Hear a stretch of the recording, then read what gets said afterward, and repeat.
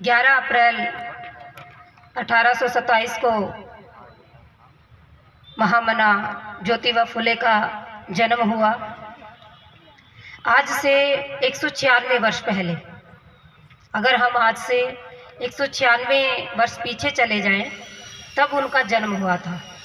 तो आप सोच सकते हैं कि उनका जन्म बाबा साहब से पहले हुआ, तो बाबा साहब के समय में इतनी ज़्यादा जातिवाद था, इतना ज़्यादा छुआछात था, तो उनके समय में क्या होगा, ये सोचकर भी अगर हम कल्पना करते हैं तो हमारी रूह कांप उठती है कि जब उनका जन्म हुआ उस समय में पुरुष तो क्या, महिलाएं तो क्या, पुरुष भी नहीं पढ़ते थे। सिर्फ एक ही वर्ग था जिसे ज्ञान लेने का अधिकार था, जिसे शिक्षा लेने का अधिकार था। बाकी जो भी लोग थे, सभी लोग या तो कोई बंधुआ मजदूर बन के रहते थे, जानवरों की तरह ही जीवन होता था। किसी को आज़ादी का पता ही नहीं था कि आज़ादी क्या है, हमें कैसे जीना चाहिए। लेकिन कहते हैं हर सदी में कोई ना कोई महामानव आता है, कोई ना कोई महापुरुष आता है और हम लोगों को जगाने का प्रयास करता है। उस समय में भी आज से लगभग 200 वर्ष पहले महामना ज्योतिबा फुले का जन्म हुआ और उन्होंने उस समय में शिक्षा ली। कैसी शिक्षा ली? जो भी ब्राह्मणों के स्कूल थे या दूसरे स्कूल थे, उनमें शिक्षा लेने का कोई अधिकार नहीं था। लेकिन उस समय में अंग्रेजों का शासन था। उन्होंने अंग्रेजों के स्कूल में जैसे तैसे करके शिक्षा ली। पहले तो वो 4-5 साल ही स्कूल में जा पाए, फिर उनके पिता को भड़का दिया गया। उन्हीं लोगों ने भड़का दिया कि अगर तुम अपने बेटे को स्कूल से नहीं हटाओगे तो हम तुम्हारा हुक्का पानी बंद करवा देंगे, तुम्हें बिरादरी से बाहर कर देंगे। तुम अपने बेटे को स्कूल से हटाओ और जो तुम्हारा काम है, उनका फूलों का व्यापार था, इसलिए ज्योतिबा फुले को ज्योतिबा फुले कहा जाता है।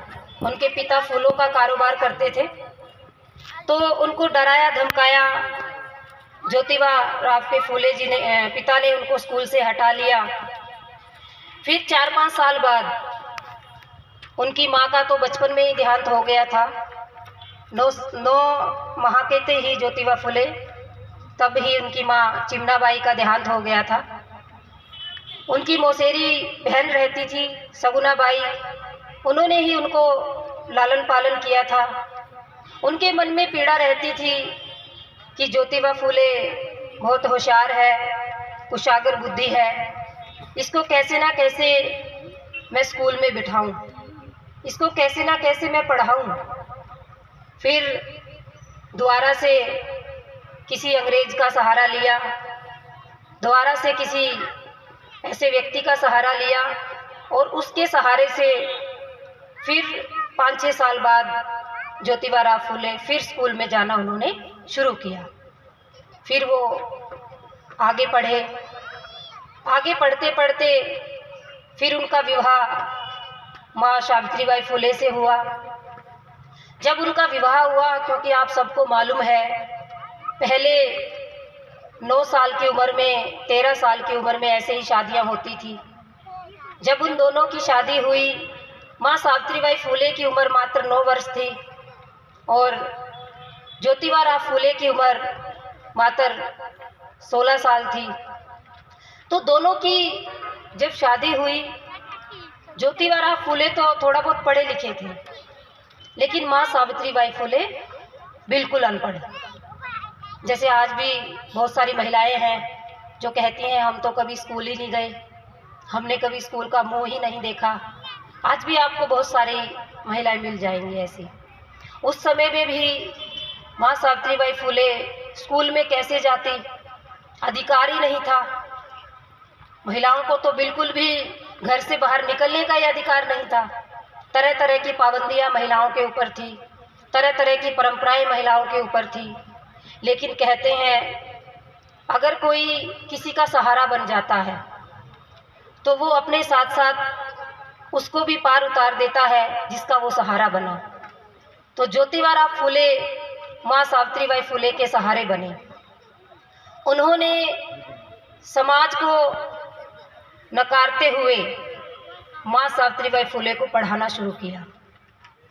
स्कूल से आते खेत में जाते, जब उनका फूलों का व्यापार था, खेत में ही माँ सावित्रीबाई फुले भी जाती और वहाँ पे ही चोरी छिपके कि भाई पिताजी को पता ना लग जाए, किसी और को पता ना लग जाए, चोरी छुपके उनको पेड़ की टहनी तोड़ते और कच्ची मिट्टी पर आ सावित्री तुझे लिखना सिखाता हूँ, और उसको माँ सावित्रीबाई फुले को लिखना सिखाया। आज आप कल्पना कर सकते हैं कि ऐसी हिम्मत कोई महिला कर सकती है या ऐसी हिम्मत कोई पुरुष कर सकता है कि जिसने खेत में जाकर के अपनी पत्नी को लिखना सिखाया, अपनी जीवन साथी को लिखना सिखाया और उसको अपने बराबर कि जैसे मैं पढ़ लिख गया हूँ तुम भी पढ़ लिख जाओ। फिर उनको स्कूल में भी भेजना शुरू किया। 1 जनवरी 1848 को ज्योतिबा फुले और माँ सावित्रीबाई फुले ने पहला स्कूल खोला था। जब उन्होंने पहला स्कूल खोला, पुणे में पहला स्कूल खोला था, उससे पहले उन्होंने घर में ही पढ़ाना शुरू किया बच्चों को। जब घर में बच्चों को पढ़ाते थे तो फिर पिता पे दबाव आया, जो ज्योतिबा फुले के पिताजी थे, फिर उन पे लोगों का दबाव आया, दूसरी जो व्यवस्था है उसका दबाव आया कि या तो अपने बेटे और बहू को ये सामाजिक काम करने से हटा लो, नहीं तो हम तुम्हें इस जात बिरादरी से बाहर कर देंगे। उनके पिता डर गए। उनके पिताजी ने माता सावित्रीबाई फुले और ज्योतिबा फुले को धमकी दी कि या तो ये पढ़ना पढ़ाना बंद करो या मेरे घर से निकल जाओ। आप देखिए, वो महामानव एक शब्द भी अपने पिता को नहीं बोले और उनको अपना उद्देश्य नजर आ रहा था, अपना लक्ष्य नजर आ रहा था। समाज में जो परंपराएं थी उसको तोड़ने का उन लोगों ने बीड़ा उठाया हुआ था। अपने पिता से आशीर्वाद लिया और पुणे की तरफ निकल लिए और वहां पर जाकर 1 जनवरी 1848 को एक स्कूल की स्थापना की। किसी के घर में एक स्कूल खोला। फातिमा शेख माँ सावित्रीबाई फुले उसमें शिक्षिका के रूप में पढ़ाती थी लड़कियों को, और लड़कियों को पढ़ाना उस समय आसान बात नहीं थी। आज हम जितनी आसानी से ये बातें बता रहे हैं, उस समय में उन्होंने जो किया होगा, कितनी मुश्किलों से किया होगा। जब लड़कियों को पढ़ाने जाती थी, सारी जो भी महिलाएं थी, जिनकी भी लड़कियों को पढ़ाती थी, वही महिलाएं माँ सावित्रीबाई फुले पे कीचड़ फेंकती थी। वही महिलाएं माँ सावित्रीबाई फुले को बुरा भला कहती थी। वही महिलाएं कहती थी कि इसको खुद तो कोई काम नहीं है, हमारी भी लड़कियों को बिगाड़ रही है। क्यों? क्योंकि उस समय एक चलन था कि जो भी महिला या जो भी लड़की पढ़ लिख जाएगी वो विधवा हो जाएगी, उसका पति मर जाएगा। जैसे आज एक चलन है कि जो भी महिला सफ़ेद कपड़े पहन लेगी, सफ़ेद कपड़े तो विधवा महिलाएं पहनती है, उसके लिए अपशगुन हो जाएगा, है ना। आज भी चलन ये कि सफ़ेद कपड़े जो पहनती हैं वो विधवाएं पहनती हैं, जो महिला सफ़ेद पहन लेगी क्या पता उसका पति मर जाए। ये आज भी परंपरा बनी हुई है और पहले भी बनी हुई थी, क्योंकि परंपराएं तो सदियों से चली आ रही है।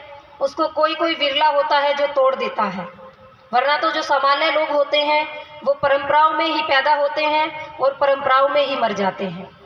तो माता सावित्रीबाई फुले ने ज्योतिबा फुले का सहारा लेकर उन लड़कियों को पढ़ाना शुरू किया। और जब महिलाएं कीचड़ फेंकती थी तो ज्योतिबा फुले जी ने माँ सावित्रीबाई फुले को समझाया कि जो महिलाएं आप पे कीचड़ फेंक रही है वो महिलाएं नासमझ है, उनको मालूम नहीं है कि शिक्षा कितना बड़ा गहना है।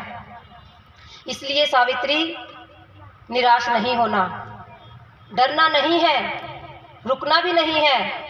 अपने थैले में 2 साड़ियाँ डाल के ले जाओ, एक पहन के जाओ और एक साथ ले जाओ। अगर एक साड़ी गंदी हो जाती है तो स्कूल में जाके बदल लो। आप देखिए उस समय उन दोनों का कितना साहस था। जिन महापुरुषों का आज हम गुणगान कर रहे हैं, अगर वो महापुरुष ये काम ना करते तो शायद आज आप यहाँ ना बैठे होते। वो महापुरुष अगर डर कर घर बैठ जाते, कठिनाइयों से डर कर वो घर पे ही रहते, नहीं हम नहीं करेंगे, तो क्या आज हम उनको जान पाते? क्या आज हम लोगों को शिक्षा मिल पाती? नहीं मिल पाती। इसीलिए अगर कोई भी समस्या आती है जीवन में तो ये मत सोचिए कि समाज क्या कहेगा, लोग क्या कहेंगे।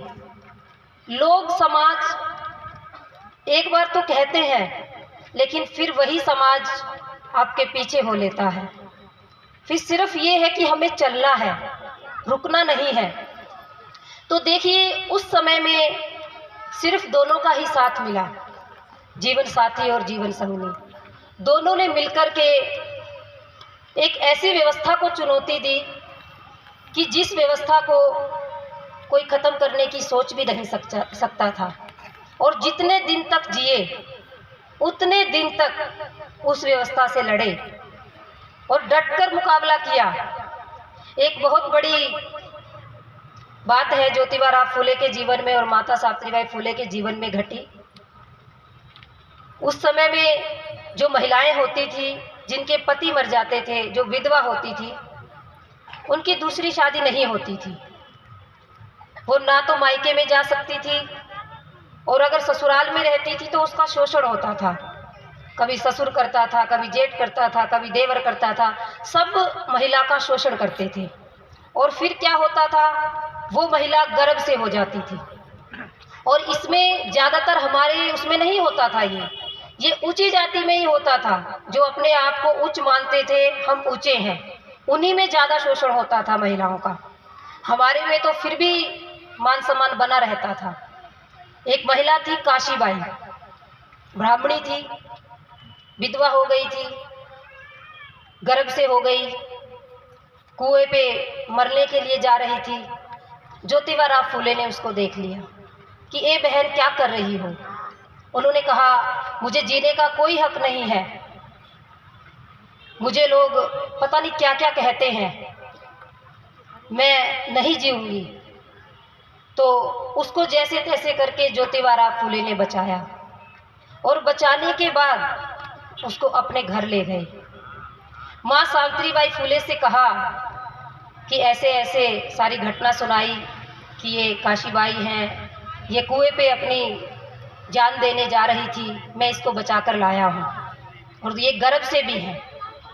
तो माँ सावित्रीबाई फूले ने बड़े ही प्रेम से उसको रखा और कहा कि इसमें तुम्हारा दोष नहीं है, ये दोष तो उन लोगों का है जिसने तुम्हारे साथ ये काम किया, तुम क्यों अपनी जान दे रही हो। और उस महिला को माँ सावित्रीबाई फूले ने अपने पास रखा और उसको एक बच्चा पैदा हुआ। वो कमज़ोर थी, बच्चा पैदा होते ही वो दुनिया से चल बसी। उसका नाम यशवंत था, यशवंत रखा। माँ सावित्रीबाई फूले और ज्योतिबा फूले जी को कोई औलाद नहीं थी। उन्होंने उस बच्चे को अपने बच्चे का नाम दिया और उसको पाला पलोसा और एक डॉक्टर बनाया। आप सभी यहाँ पे बुद्धिजीवी भी बैठे हैं, सभी लोग बैठे हैं। अगर आज हमारे सामने ऐसी स्थिति आ जाए, हम क्या करेंगे? कोई क्या करेगा?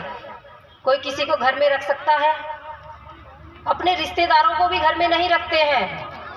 ये जज्बे थे हमारे महापुरुषों के। अपने कोई भी रिश्तेदार की भी अगर कोई आ जाए, बहू बेटी महिला आ जाए दुखी पीड़ित, उसको भी 2 दिन रख लेंगे, तीसरे दिन क्या कहेंगे? हमसे नहीं संभाला जाता, भाई अपने घर ही जा, कहते हैं हम।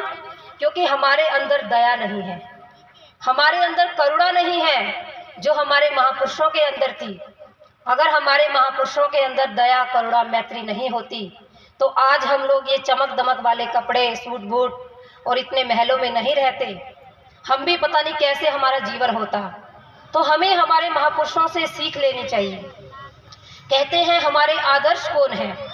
ये जितने भी आप फोटो देख रहे हैं सभी हमारे आदर्श हैं। आप सभी मानते हैं सभी के आदर्श हैं? बाबा साहब सबके आदर्श हैं, बुद्ध सबके आदर्श हैं, ज्योतिबा फुले सबके आदर्श हैं।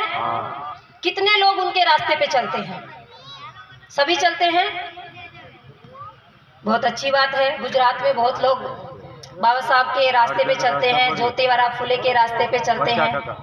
आप देखिए, आपने कहा कि हम रास्ते पे चलते हैं, अभी हाथ खड़ा करना। आप में से कितने लोग हैं जिसने कभी किसी गरीब बच्चे की फीस भरी हो? कितने हैं? हाँ, देखो जितने हाथ खड़े हुए थे उसमें से बहुत कम हाथ खड़े हुए हैं। अगर हम अपने महापुरुषों के रास्ते पे चलते, अभी जो मैंने कहा है, हमारे अंदर करुणा आती, हम दूसरों का मजाक नहीं बनाते। अगर कोई गरीब बच्चा हमें दिखता है तो हम उसको कहते कि बेटा अगर तुझे पढ़ना है तो मैं पढ़ाऊंगा। एक एक बच्चे को हम गोद लेते और उसकी पूरे साल की हम फीस भरते, उसको कॉपी किताब देते, उसको वर्दी देते, ताकि वो स्कूल में जाता और वो भी पढ़ पाता। तो आप लोगों को आज ये संकल्प लेना है, अगर हम अपने आदर्शों को मानते हैं तो हमें अपने आदर्शों को अपने आचरण में उतारना पड़ेगा। अपने आदर्शों को जब तक हम अपने आचरण में नहीं उतारेंगे, हमारा उद्धार नहीं हो सकता। हमारे कुछ बुद्धिजीवी लोग जो बाबा साहब की अनुकंपा से, ज्योतिबा फुले की अनुकंपा से नौकरियों में आ गए, अच्छा काम करते हैं, अच्छी नौकरियां करते हैं, बड़े बड़े पदों पे आ गए, क्या उनके मन में कभी ख्याल नहीं आता कि जो हमारा गरीब निरही समाज है, कभी उसमें भी जाकर चक्कर लगाया है? कभी वहाँ पे उनका भी जाकर हाल देख ले कि वो कैसे जीवन व्यतीत करते हैं, कैसे उनके बच्चे स्कूलों में जाकर पढ़ते हैं। अगर हमारा समाज ईमानदार हो जाए तो हमारे समाज में एक भी बच्चा ऐसा नहीं रहेगा जो पढ़ लिख नहीं सकता। भले ही उसका पिता शराब पीता हो, भले ही उसकी माता को समझ ना हो, लेकिन हमारे जो पढ़े लिखे लोग हैं, अगर वो लोग जाग जाएं, अगर उनके मन में दया करुणा आ जाए, तो आप देखना हम सभी बच्चों को पढ़ा सकते हैं। ज्योतिबा फुले की बात सुनकर बाबा साहब ने करोड़ों लोगों को छात्रवृत्ति दी। महामना ज्योतिबा फुले ने आज से 196 वर्ष पूर्व क्या बोला था कि विद्या बिन मति गई, मति बिन नीति गई, नीति बिन गति गई, और गति बिन धन गया, धन के बिना ये बहुजन हताश हुआ। और इतना बड़ा अनर्थ केवल अज्ञानता और अविद्या से हुआ। इतनी बड़ी बात आज से लगभग 200 वर्ष पूर्व एक महापुरुष हमें कह रहे हैं, और आज भी हम इन 5 लाइनों को नहीं समझ पाए। आज भी हम नहीं समझ पाए कि विद्या के बिना मति नहीं है। मति मतलब बुद्धि का विकास। अगर आपके पास विद्या नहीं है, अगर आपके पास शिक्षा नहीं है, तो आपकी बुद्धि का विकास नहीं हो सकता। इसीलिए शिक्षा जरूरी है। अगर बुद्धि का विकास करना है तो शिक्षा जरूरी है, और बुद्धि का विकास हो जाएगा तो नीति आ जाएगी। नीति क्या? योजनाबद्ध तरीके से काम करना। अभी देखिए, जो हमारा समाज नौकरियों में है वो बुद्धि से काम करता है, उनको शारीरिक श्रम ज़्यादा नहीं करना पड़ता, छाँव में बैठ के काम करते हैं, कूलर की हवा में करते हैं, एसी की हवा में करते हैं, गाड़ियों में चलते हैं। लेकिन जो हमारा समाज मजदूर तबके का है वो क्या करते हैं? पूरा दिन धूप में काम करते हैं। पूरा दिन धूप में काम करने के बाद भी शाम को क्या 500 या 700 रुपये हाथ में आते हैं, और उससे भी 200-300 रुपये तो खुद का ही जुगाड़ होता है। शराब भी पीनी है, तंबाकू भी खाना है, बीड़ी भी पीनी है, लाखों तो नशे लगा रखे हैं। उसके बाद में जो बचता है 100-200 रुपये महिला को भी चाहिए, उसको भी अपना सुहाग बचाना है, उसको भी श्रृंगार के लिए चूड़ियाँ चाहिए, मंगलसूत्र चाहिए, पायल चाहिए, बहुत सारी चीज़ें चाहिए। 100-200 रुपये महिला ने ले लिए, बचा क्या? 100-200 रुपये। अब 100-200 रुपये घर के खाने पीने में काम आएंगे। शिक्षा कहाँ गई? बच्चों को शिक्षा नहीं मिली। बच्चों को क्या खाएंगे? चलो सरकारी स्कूल में लगा देते हैं। प्राइवेट में पढ़ाने के लिए हमारे पास पैसे नहीं है, हम गरीब हैं। तो इसीलिए उस समय में ज्योतिबा फुले ने कहा कि विद्या बिन मति गई, बुद्धि चली गई। अगर विद्या नहीं है, शिक्षा नहीं है, बुद्धि नहीं है, और बुद्धि नहीं है तो आपके पास कोई योजना नहीं है, और अगर योजना नहीं है तो आप कोई गति भी नहीं कर सकते, कोई किसी भी तरह की आप गतिशीलता नहीं कर सकते, कोई काम नहीं कर सकते, आप गति में नहीं रह सकते, आप ठहर जाएंगे, आपका जीवन रुक जाएगा। अभी रुका ही हुआ है। 2 रोटी खाना, सो जाना, ये तो जानवर भी करते हैं। क्या हम कोई विकास की ओर गए हैं? तो इसीलिए हमें रुकना नहीं था। और इतना बड़ा अनर्थ सारा का सारा अज्ञानता से हो रहा है, अभी भी हो रहा है। अब इस बात को बाबा साहब ने समझा। बाबा साहब जब आए, बाबा साहब ने ज्योतिबा फुले जी को अपना गुरु माना, और उन्होंने शिक्षा को आगे बढ़ाते हुए सभी लोगों के लिए एक ऐसा काम कर दिया कि सारे के सारे, चाहे कोई गरीब है, चाहे कोई अमीर है, बहुजन समाज का कोई भी बच्चा पढ़ेगा तो उसको छात्रवृत्ति मिलेगी। और सभी को छात्रवृत्ति देकर गए। आप लोगों को भी मिली होगी, सबको। करोड़ों लोगों को बाबा साहब ने छात्रवृत्ति देकर पढ़ाया, और करोड़ों लोग पढ़ गए, और करोड़ों लोग बड़े बड़े पदों पर आ गए।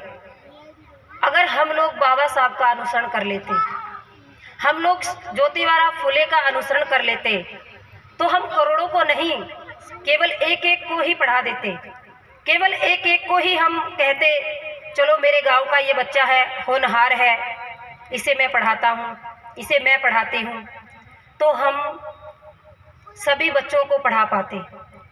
हमारे बच्चों में जो अभी अवगुण है, छोटे छोटे बच्चे नशा करने लग जाते हैं, छोटे छोटे बच्चे बुरी आदतें करने लग जाते हैं, वो आदतें उनकी छूट जाती।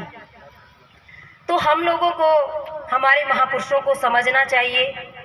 जयंतियाँ तो सभी लोग मनाते हैं। आज ज्योतिबा फुले की जयंती है, 14 अप्रैल को बाबा साहब की जयंती आएगी। पूरा विश्व बड़े धूमधाम से मनाएगा। बहुत सारे लोग, कोई कैसे मनाएगा, कोई कैसे मनाएगा, सभी अलग अलग तरह से मनाएंगे। लेकिन क्या उनकी बातों को हम मानेंगे? उन्होंने जो जो बातें कही, अगर हम ईमानदारी से उन बातों को अपने जीवन में उतार लेते, शायद हम लोगों को आज ऐसे कोई भी बड़े बड़े आयोजन जो हम करते हैं, प्रयास करते हैं कि लोग समझ जाएं। आज भी मैं गुजरात में जब आती हूँ, मुझे 5-6 साल हो गए गुजरात में आते हुए, आज भी बहुत सारी महिलाएं हैं जो परिचित हैं। आज भी उन महिलाओं को पहनावा बदलने से डर लगता है। आज भी उन महिलाओं से कहना पड़ता है, भाई सूट भी पहन लिया करो, ड्रेस भी पहन लिया करो। नहीं जी, लाज लगती है।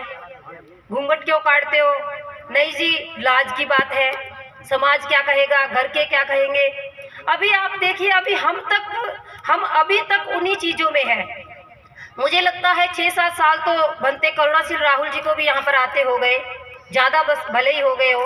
और वो शुरू से जब से आते होंगे, उनका तो आंदोलन ही ये है कि महिलाओं की आज़ादी के लिए आंदोलन, और वो कर भी रहे हैं। अभी 18 मार्च को आगरा में बहुत बड़ा कार्यक्रम था, हजारों की संख्या में लोग थे, और महिलाएं भी हजारों की संख्या में थी।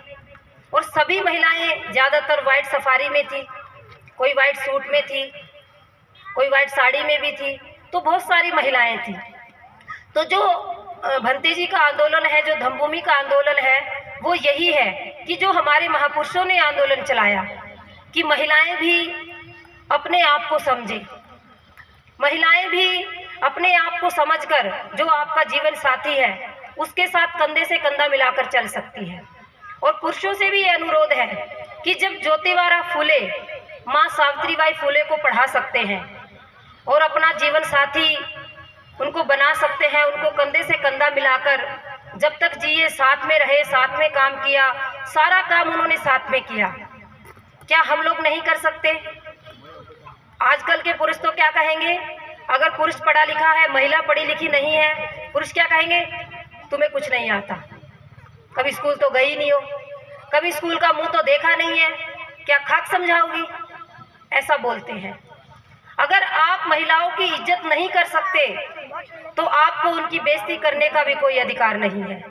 अगर आप महिलाओं को साथ नहीं ले सकते तो उनको साथ भी रखने का कोई अधिकार नहीं है, उनको आप आज़ाद कर सकते हो। इसीलिए आपकी जीवन संगनी है, आप उसको समझिए, उसको श्रृंगार में लतपत मत करिए। हम हर बार आते हैं, हर बार एक ही बात होती है कि श्रृंगार मत करो, घूंघट मत करो, पहनावे को बदलो। क्यों होता है ये? क्यों हर बार यही बातें कही जाती हैं? आप लोग भी सोचते होंगे बनते जी तो पीछे ही पड़ जाते हैं, हर बार आते हैं यही बातें कहते हैं। पीछे पड़ना नहीं है, ये आप लोगों को जगा रहे हैं कि आप जाग जाएं। जो आपका ये जीवन है ये महापुरुषों की अनुकंपा से मिला है। इस जीवन को समझिए और अपना भी उद्धार कीजिए और आने वाली पीढ़ी का भी उद्धार कीजिए। अगर आप लोगों ने अपना उद्धार नहीं किया तो समझ लीजिए आने वाली पीढ़ियों का उद्धार नहीं होगा। दोबारा से बाबा साहब नहीं आएंगे, दोबारा से ज्योतिबा फूले, माँ सावित्रीबाई फूले नहीं आएंगी, क्योंकि आज के समाज में हिम्मत नहीं है कि वो ज्योतिबा फूले और माँ सावित्रीबाई फूले बन जाए। मैं उस दिन ये मानूंगी कि गुजरात में से भी कोई ज्योतिबा फूले और माँ सावित्रीबाई फूले बनकर निकले। हम 5-6 साल से यहाँ आते हैं, आंखें ढूंढती है कि कोई ज्योतिबा फूले दिख जाए, कोई माँ सावित्रीबाई फूले दिख जाए, कोई बाबा साहब जैसा दिख जाए, कोई माँ रमा जैसी महिला दिख जाए जिसने इतना त्याग किया हो। क्या हम सब लोग सिर्फ ऐसे ही हैं? हमारे मन में कभी नहीं उठती ये आंदोलन की लहर कि इतना कुछ हमारे महापुरुषों ने किया, हम भी कुछ करें? हमारी भी करने की बारी है। तो आज जिन महामना ज्योतिबा फूले का जन्मदिन है, आज आप सभी लोग जितने भी यहाँ पर आए हैं, आप एक एक संकल्प तो जरूर लेकर जाएंगे। आपको कोई भी गरीब बच्चा दिखेगा, आप उस बच्चे की मदद करेंगे। कोई भी ऐसी गरीब महिला दिखेगी जो विधवा है, जिसके घर में खाना पकाने का भी साधन नहीं है, उसकी आप मदद करेंगे। तो ये संकल्प लेने के लिए आप तैयार हैं? कौन कौन संकल्प लेगा? जो मैंने कहा है कि गरीब बच्चे की मदद करनी है। हाँ, तो सभी लोगों को हाथ खड़े हुए हैं, बहुत बहुत साधुवाद आप लोगों का। आप लोगों के मन में ये ख्याल आया कि हम लोगों को भी ऐसे ज़रूरतमंद बच्चों की मदद करनी है। और आज शायद पेन भी यहाँ पर पेन लेकर आए हैं, घर पर रखे हैं। तो अब की बार की जो थीम थी, थोड़ा सा 2 मिनट और लूँगी मैं। परम श्रद्धेय भिक्षु करुणाशील राहुल जी जो धम्मभूमि के संस्थापक हैं, उन्होंने अब की बार कहा कि हम बाबा साहब की जयंती हर बार बड़े ही हर्षोल्लास से हर जगह पे मनती है। अब की बार हम लोगों को, सभी को, बच्चों को, बूढ़ों को, महिलाओं को पेन बांटने हैं, क्योंकि हमारे महापुरुषों ने, जिन भी महापुरुषों ने आंदोलन किए, उन्होंने कभी कोई झगड़े नहीं किए, कभी वो जेल नहीं गए, कभी उन्होंने तलवारों की लड़ाई नहीं लड़ी, उन्होंने कलम की ताकत से लड़ाई लड़ी। चाहे ज्योतिबा फूले हैं, चाहे बाबा साहब हैं, चाहे मान्यवर साहब काशीराम है, सभी ने कलम के दम पर लड़ाई लड़ी और कलम के दम पर वो लोग जीते। तो हम लोगों के भी कलम की ताकत को समझना है। हम लोगों को, सबको अपने अपने मोहल्ले में, अपने अपनी गली में बच्चों को एक एक कलम बांटनी है, महिलाओं को एक एक कलम बांटनी है, ताकि हम देखें कि हमारे पास कलम है और इस कलम में इतनी बड़ी ताकत है। ये तकत के तकत पलट देती है, ये व्यवस्था की व्यवस्था को पलट देती है। अगर कोई कलम से लिखना शुरू करता है, अगर कोई कलम को चलाना शुरू करता है, तो वो संविधान जैसे ग्रंथ को भी लिख डालती है। तो कलम के दम पर बाबा साहब ने देखो संविधान को लिखा। अगर बाबा साहब संविधान ना लिखते तो शायद आज हम लोग ऐसे आज़ादी से ना बैठे होते। तो इसीलिए हमें भी कलम की ताकत को समझना है। हो सके तो आप कुछ और ना कर सको तो आप हर बच्चे को कलम दीजिए, हर महिला को कलम दीजिए और कलम की ताकत को लोगों को समझाइए कि हमें ज़्यादा किसी से लड़ाई झगड़ा नहीं करना है, ज़्यादा तलवारों की लड़ाई नहीं लड़नी है, हमें कलम से लड़ाई लड़नी है। और कलम से लड़ाई वही व्यक्ति लड़ सकता है जिसके पास शिक्षा होती है, जिसके पास ज्ञान होता है, जो प्रज्ञावान होता है।